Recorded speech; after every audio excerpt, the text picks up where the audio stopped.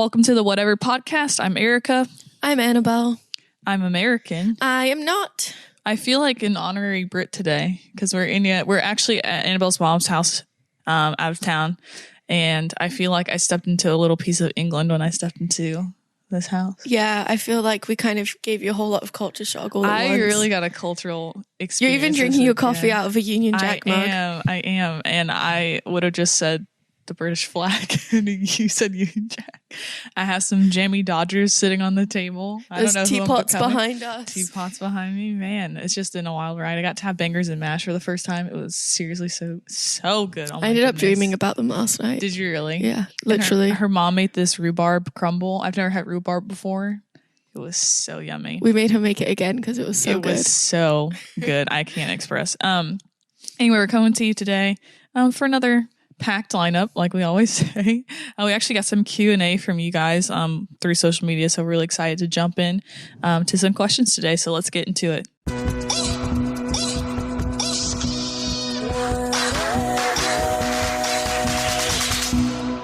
All right, so we have a couple questions from people. The first one's from Paige. Hi, Paige.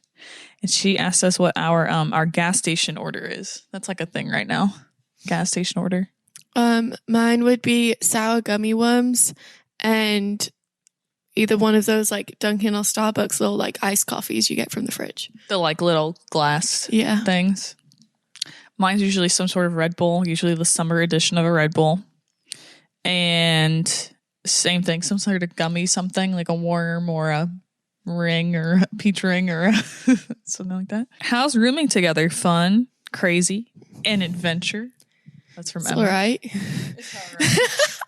It's bearable. It's very convenient. It is extremely convenient, I will say. No, it's been really, really fun. I think we kind of knew each other before Annabelle moved in. I think we had just started becoming great friends before Annabelle became moved in. friends after we had signed a lease. Yeah. But and then we started hanging out a lot. But we ran in the same circles, and then during this whole situation, I would go over to Annabelle's house. We had like my quarantine team or something, whatever people say. And so it was like the same couple people I would spend time with, and I would go over, we'd do workouts in their backyard, we'd do lists and stuff, and it was a lot of fun. But that's not the question. The question is, how's rooming together? Fun, crazy, and adventure. I think it's a lot of fun. It's a lot of fun for sure. Yeah, it's the best. And I gotta say, like, I have had some really horrible roommate experiences in the far past now, thank the Lord. Oh my gosh, same. But it's so nice when you have people that are over or not over, people that live with you, that are friends but aren't like overbearing, because that's like always a scary thing. Yeah, I feel like I've had a different couple like experiences where it's like you're best friends with your roommate, therefore you have to do everything with them. Yeah. And the second you bring another roommate or another friend into the house, it's like, oh, who is this? Why are you betraying me? Yeah. And it's just really awkward. Yeah. And it's not that at all. I think it's just like a fun, I don't know, we'll randomly do stuff together. I don't know, just randomly. I don't know. I feel like I'm like sputtering out of control. It's been a great experience. It's been so much fun. And then like even coming this weekend, like on this trip, being here in her mom's house, I love. Your mom is a queen. My mom is the best person I've ever met. She's really the sweetest person in the world. She's literally incredible. And like I've only had like a handful of experiences with friends where like I get to have an experience like this, and it's fun. Because I feel like when I go over to people's houses sometimes, or like families' houses, or go on trips to families, it can be a little awkward because I just feel like the whatever wheel, because it's like their kids coming back. But it was literally so much fun. And Annabelle's literally the best. You're such a great friend. You're such a great friend to me. Erica. It was just we had such a good little weekend here. It was so much fun. It was much needed. That's all. We got our little creative outlets, which was great. Oh my word, that was so much needed. Tell them about that, Annabelle. Yeah, so I think we kind of shared last week or at least I shared last week, how I was feeling really self-conscious and just kind of stuck in a rut with photography. And it's just really difficult sometimes, like we said, when there's so many photographers, it's like, why would I even showcase my work or even try when literally anything else anyone puts out is going to be better than what I do? And I just was feeling like a lack of inspiration. And so one of my good friends from Fort Myers, we've taken pictures together over the past few years, and he's so creative. And he's amazing. I would like, he is literally so cool. He's the coolest dude in the world. Yeah. He's so nice. And awesome dude. Yeah. I don't know. It was just such a cool experience because he was just like having a great time. Yeah. Yeah. And like, he has so much knowledge. So like, when you do stuff with him, one, it's super fun because you're both trying ideas you've never tried before. And it's like unrushed. No one's paying for your time. Yeah. No one's paying for something specific they want. You can just try anything. And so we got to all just kind of be creative. But at the same time, like, I learned so much from both of these people because they are such creatives. And even like, it was cool because Nate would mention a couple things of like 2 years ago when we shot, and he's like, "Are you still doing it this way?" And I'm like, "No, you taught me different." And like, you can really like learn and grow from each other, which is really cool. So it was just really helpful. Like, I felt like I had no inspiration whatsoever. I just really wanted to do some kind of studio shoot. That was the only thing I had a desire to do. So we set up a little home studio in this office space and just kind of played some music, played some Demi Lovato, and when 3 creatives mix plus Demi Lovato, like, it's going to be a good time. It's going to be a good day. Yeah. It was the best day. Seriously. It was, I think, especially for us, like, it's a profession almost for me. I do video and photo work all the time. Like, as my full-time job, I do video work and creative, like concept creation and stuff like that. And so for me, like, I feel like I've gotten into the trap of feeling like, oh, I do this all the time, and like outside of the time, I want to do other stuff too. And I feel like I have my other outlets and stuff. But it was so nice to just like take pictures with no pressure, or like try new things with no pressure. And I feel like everything is I feel like our generation, and this isn't everybody, so I don't want to make a blanket statement, but I feel like everything's so driven by money and success. Yeah. Like, you do something to make the money, or you do something to be known for it and stuff like that. And I hate that. Like, no, I agree 100%. So I only used to do fun shoots. Like, I used to literally, me and Nate would hang out regularly, and we started like this whole little club that would take pictures all the time for fun. And I was always doing it with whatever friend group I had, to the point where I was like, people are like, "Oh, you take pictures, or you're a photographer." I'm like, "Oh no, I just do it for fun." And I felt almost like this shame because I didn't do it for money. I only did it for fun. So then I went the complete opposite, where I tried to start a business out of it and only did it for money. And I didn't enjoy it. I was like, wait, I'm just taking wait, what? I just didn't understand it. Yeah. And I think you probably agree with me on this. Like, the business side of it is so weird. Like, it's like, why am I taking your money when I would do this? This is genuinely fun. Yeah. And we've said that before, but it's still just weird. Like, drafting contracts and stuff. The business thing is like my weakest side, which is horrible. We're pushing each other. Yeah, we really are. And it's not that it's all about the money, but obviously if you have a gift and people, you deserve to be compensated for your gift kind of thing. I just feel like this generation is so driven by do this for the money. And I to an extent, like, I get it. Like, you know what I mean? Like, you have to live and stuff. It's just like, when that's the only motivation for everything you do, and you stop having fun, I feel like that's when it's the issue. And I feel like a lot of people lose the fun part of it, and they just want the success or whatever out of it. And it breaks my heart a little bit. But this weekend was a good reminder that I needed to do more of that, because I used to do it all the time. So I used to hang out and mentor, high school, middle school students. But the high school ones, and most of them have graduated now, but we would just do random stuff for fun. And I miss that. Like, they would wake me up at they'd call me 7 a.m. to go shoot like sunrise stuff. We fly drones, we go random places, we go in abandoned buildings. And it was just fun because I would get a lot of inspiration for my normal work stuff, doing that kind of stuff. Cause it was just like such a like a brain freedom moment thing. Well, it's hard when you're only doing, say you're just doing weddings, you're doing a wedding a week. That'd be awesome. But you're pretty much doing the same poses, even if it's different venues. You're not really trying anything new because it's their big day. So if you're trying something new, they're paying for your time. It might not work. Different things like that. So it's like you're probably doing pulling the same tricks out of the bag every single week. And so if you're not finding somewhere else to try and get creative and try new things, you're not really going to grow. Yeah, for sure. And I feel like I lost a lot of that because where I work, it just gets very hectic very quickly. It's very fast paced. And I feel like I lost a lot of the doing the stuff for fun, which this has been great, and just a different creative. I think having not just like photos and stuff, but having an outlet that's not like really driven by anything or a need to prove anything. It's just to have a good time.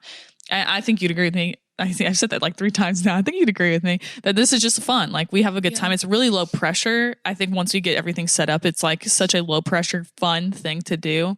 And there's really no like, obviously we want people to like hear it.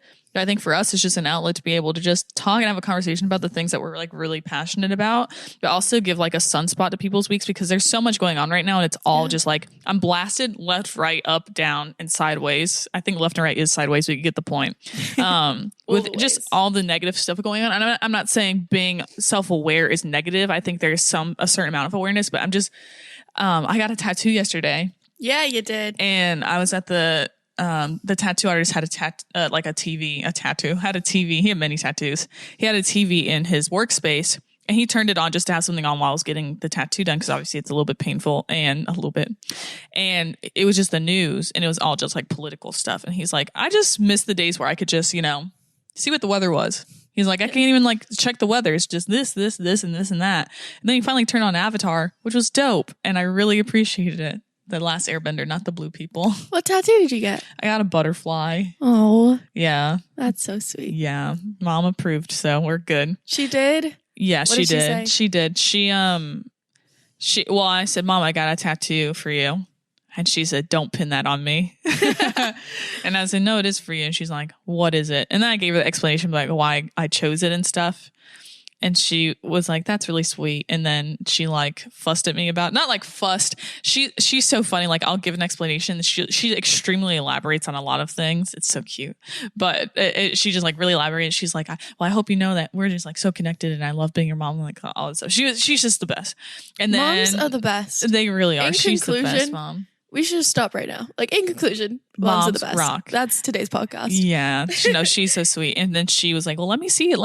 And so she like looked at it a few times and she liked it. She thought it was really cute. That's really cool. Anyway, all My that mom to gags say, at mine. Your mom gags at you. Oh yeah, your mom. She goes, does I not want to see like it. And then I show her for a split second. She goes, I don't want to see it. I don't want to see it. Your mom does not like them at all. But she's not like the thing I love about your mom is that she can have like an opinion that's different, but she isn't like abrasive about it. Yeah, She'll just she's be not like judgy. Yeah, she's not judgy. But she's also not fake. So she's going to tell you what's up. I have mad respect for that. I think that's why I love your mom so much. I just love people that give it to you straight. Yeah. All that to say, that's why I love having an outlet like this where it's just like nothing to prove, just fun. And because I feel like there's so much going on in people's lives that bombard them. And if this can be like the one reprieve for like half an hour, that's like the goal. Or to even just talk about stuff that's like not super heavy. And that's the thing. I think even if you're not a photographer, like find a couple people who are into the same things as you and like set up one of those days where it's unrushed. You guys have nowhere else to be. Yeah. Like even if I'm like completely blanking now, but like whatever. Yeah, but here's the thing, like, and I think there's this weird conception that creative people do video or film or dance. Everybody is creative. And I know you might be thinking, I can't draw for the life of me. I can do calculus like nobody's business. Calculus is creative.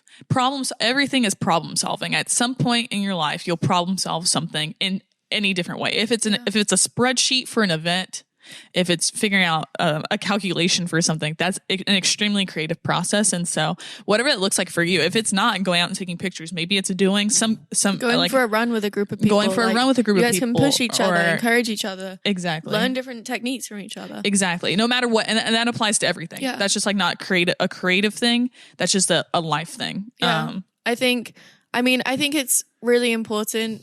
I mean, we always say, like, our pastors always say, like, who you'll surround yourself with is kind of who you're going to be. Like, look at your 5 closest friends. Yeah. And you're the sum of your 5 closest friends. Yeah. And so I think if you feel really stuck in whatever your passion is, look around you. And if you're not surrounded by people with similar passions, not saying that you have to be, but maybe it would be good to once a month get together, even if it's a group of strangers at first, with people with similar passions so that you can really learn from each other and push each other. Yeah, that's really good. Yeah, creativity is a very key part of life. And if you don't find ways to problem solve, and I keep saying problem solving, but that's really what creativity is. Like I feel like sometimes I'm the most creative when I'm just trying to figure out how to fix a doorknob when I don't have the right tools. Or like the other night I had to change a shower head and I had to figure out a way to do it because I didn't have the right wrench, and I figured it out. Like it's seriously just thinking of different ways to do things from different methodologies that might be different than what the obvious one is. Yeah. And I don't know. I think that's just really, really liberating, because once you start putting that into practice, it applies to every area of your life and becomes like a second nature thing to just think through things differently, which I think is super cool. Another question someone asked is, how do you find creative inspiration? And another one was, what is inspiring you? I think it's like a two-parter. What's inspiring you right now? I think I used to really struggle with creative inspiration, because if I didn't go into a shoot with an idea, I would think like, oh, I'm not creative. Whereas now I'm the opposite. Once I start, like I just have to start shooting and then the ideas come flowing. But what used to happen is like, wow, I have to go into this with all these ideas and plan out every shot. And I couldn't just think of those off the top of my head. So I'd like go to Pinterest, go to Instagram, and I ended up just like trying to copy exactly what everyone else was doing. And even when I would get those pictures back, I'd be like, okay, how did this person edit it? And I'd try and like recreate my presets to look exactly the way this person would have edited it. And it just wasn't creative at all. I was just cloning what someone else had already done. And it's like, somebody actually paid for my time. They would have paid for that other person's time if that's what they wanted. Right. And so I kind of learned that even if it was just by myself taking pictures in my room, like my mom has a giant picture hanging of me in 7th grade laughing with an old phone. And it was like this self-portrait I did because we had a room full of antiques. And so I set up my camera on a tripod and just started taking a whole bunch of pictures. And those pictures weren't for anything, but I just kind of needed to start like thinking of ideas. And once those like creative thoughts flow, they just kind of keep happening. So even, like, it's okay to get an idea off Pinterest, like the shoot we did with the bubbles. Yeah. Like Nate had seen someone else do that and was like, let's try this. Our pictures look nothing like those ones, which is okay. Yeah. But we started with that basis and then kind of ran from there. So I think it's kind of pulling ideas from different places, but not with the intent of copying them, just taking that idea and interpreting them in your own way. And then honestly, once you start, it just kind of runs from there. Yeah, big time. And I know for me, I really inherit moods from people. Not necessarily images or framings or anything. One of my best friends, she is Alex. She's a dance photographer. Well, she does everything, but she specializes in like dance photography. It's stunning. It's so good. But the one thing I did, I do a self-portrait a week. I started a few weeks ago just to try to give something different in my life, to try to establish, one, some sort of rhythm, but two, to challenge me to be thinking of something outside of work. At least once a week.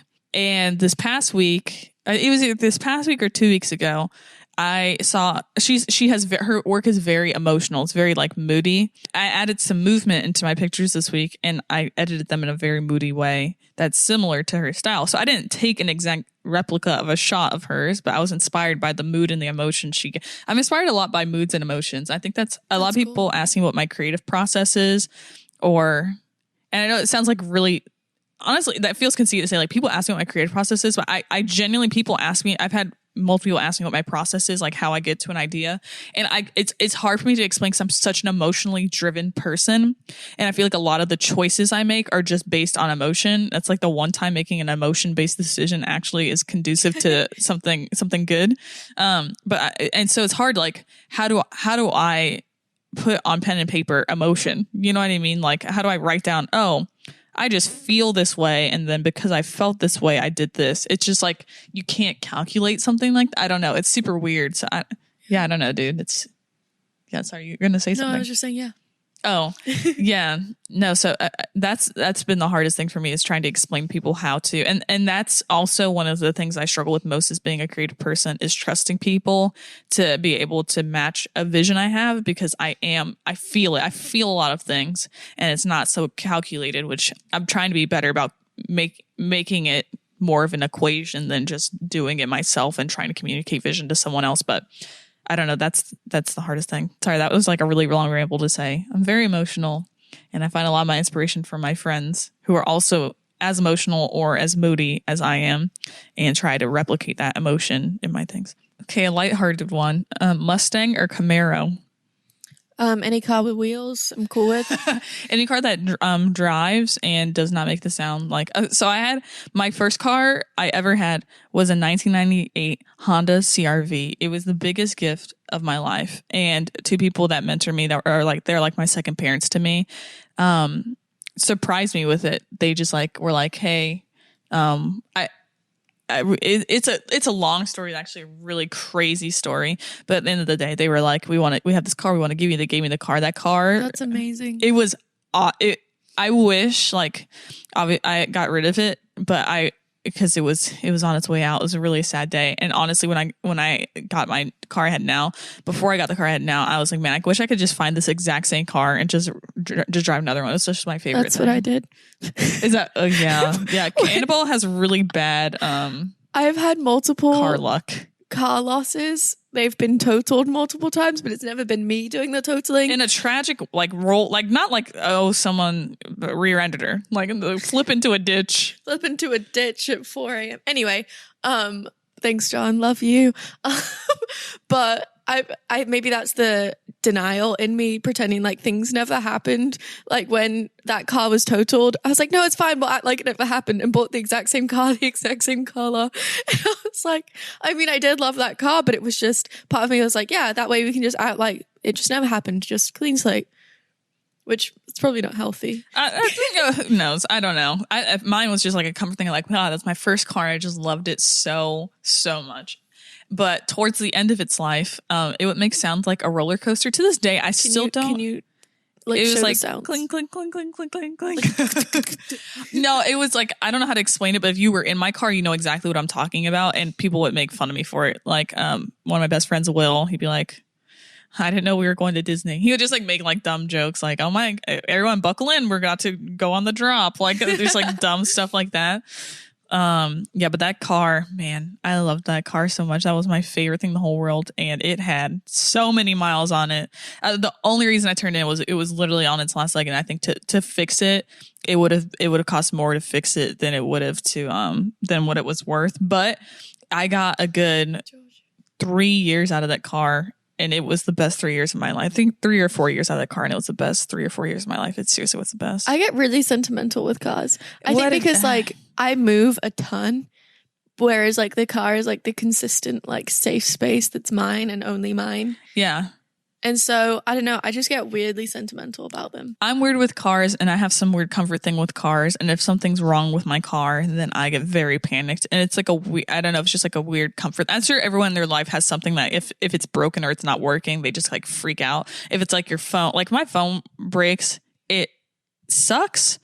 But like I'm like not panicked over it. Like there are people that like if they lost their phone, they're losing their mind. Like I'd be panicking just because I can't get anywhere without my phone telling me how to get there. Understood. So all that to say, Mustang for me. And with that being said, Mustang. The Camaros are it's like I think of them as the Bumblebee cars from Transformers. I've never seen Transformers.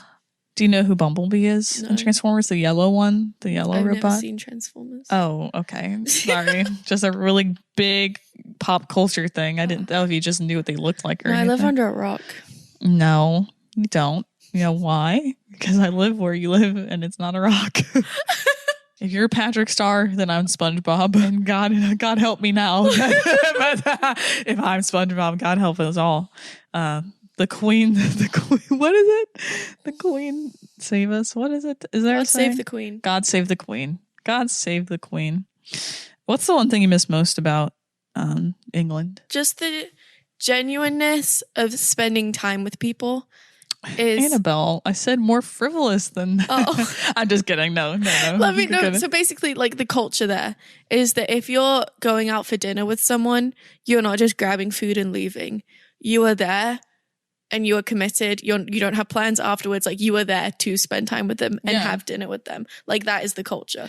Like it's unrushed. Everywhere you go is unrushed. And I feel like it's just so intentional. Not saying that that's not how anyone is here, but I feel like that is just that's literally the culture. No, big time. And that's the one thing I actually noticed on this trip I was very convicted about, is that when we went places, I'm just so used to like do like things being pretty much like a task. Like you go, you eat, you go into your next thing, whatever. And the first night we got here, we like sat, we ate, and then we sat for a good like probably hour after. For like 2 or 3 hours. I don't know if it was that long. It was a long while, and I remember the whole time thinking, not in a negative way, I was just like, man, like we're done. Like, shouldn't we be leaving now? Because that's just such a normal thing. Like you finish your thing, you move on to your next thing, you rush past it. And then even at like brunch yesterday, we had brunch.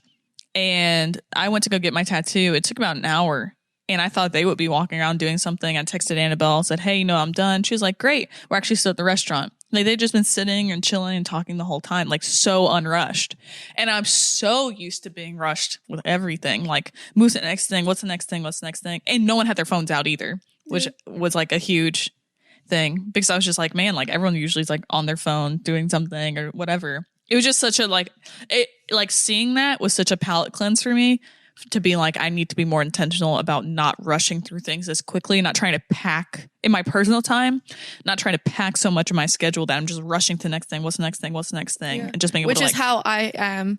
And so it's always a really good refresher whenever I am home. Yeah. Because it's like, no, like the reason I asked this person to get coffee or to get dinner wasn't to eat food or drink coffee. Like that's just kind of the excuse you use to see that person and spend time with that person. Yeah, big time. And even like on Saturday when we were with Nate, like taking pictures and stuff, it was just so refreshing for all of us to be like, we don't have any plans for us today. Yeah. Like, do you have anywhere you need to be? Yeah. No. Want to go get some went to the mall, got him Doc Martens. Like, we just did whatever. And it was so refreshing to just not have a rush day. I don't know. So that makes a lot of sense. My shallow answer is I miss the chocolate.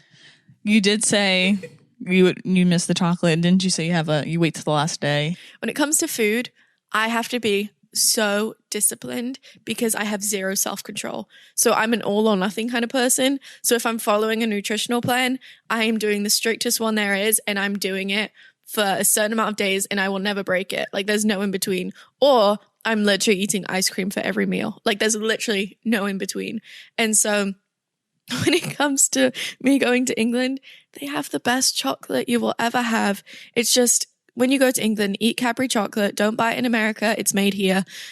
Anyway, but go to England, eat Cadbury chocolate. But I know the second I eat it, I don't stop. So I have to have so much self-control or discipline that when I go to England, I don't let myself eat it till the last day.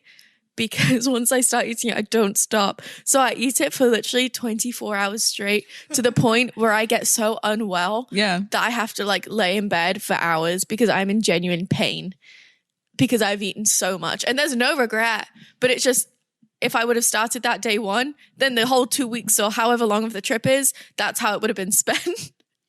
So I literally have to wait until then. Yeah, it's so funny because Cadbury chocolate, Cadbury chocolate. You say it so much better.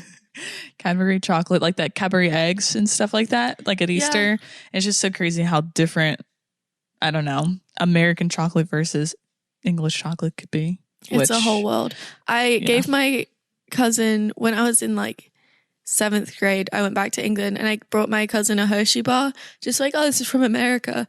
And I was trying to be nice, and she took a bite and physically gagged in front of me and was like, why would you give me this? Like, Yikes. She was genuinely offended. Well, I feel like I'm missing out on a whole experience now. If it you was really that. Are. Yikes.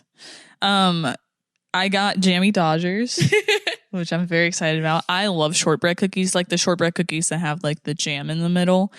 And I know about Jammy Dodgers from this really random claymation called Flushed Away. I think everyone saw it. It was about the rats. I don't know why that was. Who greenlit that movie? I have an idea. It's going to be a claymation movie about rats in the sewer, living in the sewer. But anyway, they were like English rats. And so they talked about, that was like whenever they got in trouble, they're like, Jammy Dodgers. And I was like, what the heck? Is it Jimmy? I had no idea what it was. So we were in public yesterday getting rhubarb and English baked beans, which are different from American baked beans. I learned big difference. They're more like tomato-y. They're not barbecue. And honestly, I think they're better than American baked beans. You could eat them for breakfast, lunch, or dinner. Really could eat them at every meal. And I saw Jammy Dodgers and I was like, oh, I've always wanted to know what they were. So I got them. They're really, really yummy. And I'm a big, big fan. And I kind of want to eat them with my coffee. And I will once we stop recording because I'm very excited about them. I feel like, again, an honorary Brit. I've been asking so many annoying questions. They're not annoying. They are good questions. I'm like, what's a crumpet? It's like, genuinely you just hear people like tea and crumpet. Like, it's just like a funny thing. I'm like, what's a crumpet? What else did I asked a bunch of just like random stuff. Like, is Sam Smith a star and is what did I say? A crown jewel of England. Crown jewel of England. You're like, who's the Beyonce of England? And it's Adele, which I thought would be like just a stereotypical answer, but it's literally Adele, which is crazy to me. And I don't know. I learned so much about England this weekend, and I'm very, very happy about it. It's a great time. I can't wait for the world to go back to healthy so that I can go to England. Oh my gosh, yeah. Because your mom was supposed to go this summer, right? We were all supposed to go July 4th. Oh man. Oh right. Yeah, I remember. Yeah. And I'm still very sad, but that's okay. Traveling. I love traveling, but traveling alone as a female sometimes is a little sketchy. Even in places like it's just like super sketchy. Anyway, we're not going to get on that tangent today. And actually, I think we're out of time. Oh my gosh! Wow, time flies. Every time we start these, I'm like, how are we going to talk for this long? And then I look at the time, and I'm like, oh wow, there we go. Oh shoot, we did it. Literally so freaking funny. Anyway, guys, thank you so much for listening to the Whatever Podcast. I'm Erica. That's Annabelle. And we will see you next week. Yeah. See you next week. Bye. See you next week. Bye. See you next week. Bye. See you next week.